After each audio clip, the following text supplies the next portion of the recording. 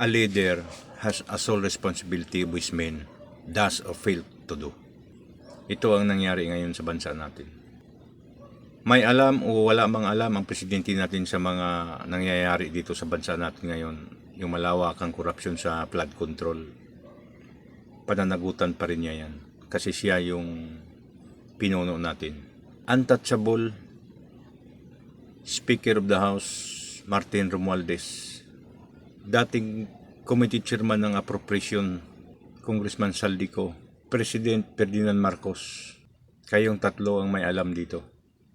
Huwag na niyo yung paikutin ang taong bayan. Bumaba na kayo. Sumisikip na ang mundo ninyo. Kaliwat kanan ng protesta, sumisigaw na ng katarungan ang taong bayan.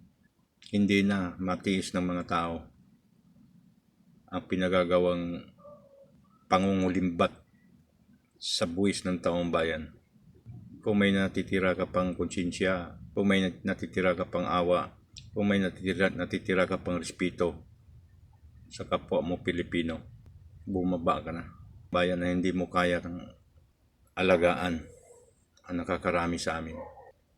Kitang-kita na ng taong bayan ang kahinaan mo. Yung mga pinagagawa mo ngayon, para pagtakpan lang ang mga kapalpakan ninyo. Wala kang ginawa na kabutihan sa nakakaraming Pilipino.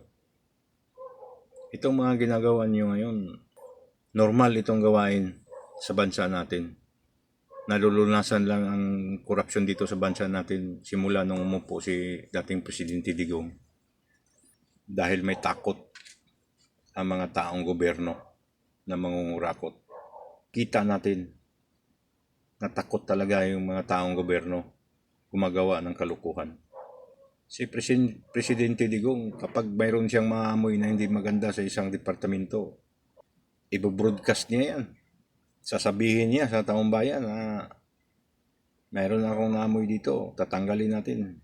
Ikaw, simula nung umupo ka, 3 taon ka na nandyan sa pwesto mo, wala kaming naririnig.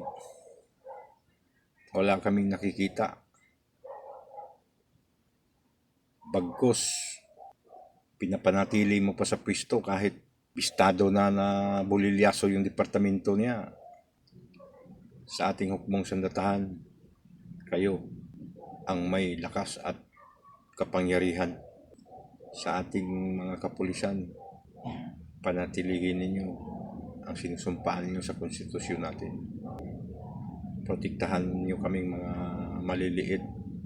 Huwag kayong magpapagamit sa mga politikong halang ang kaluluwa.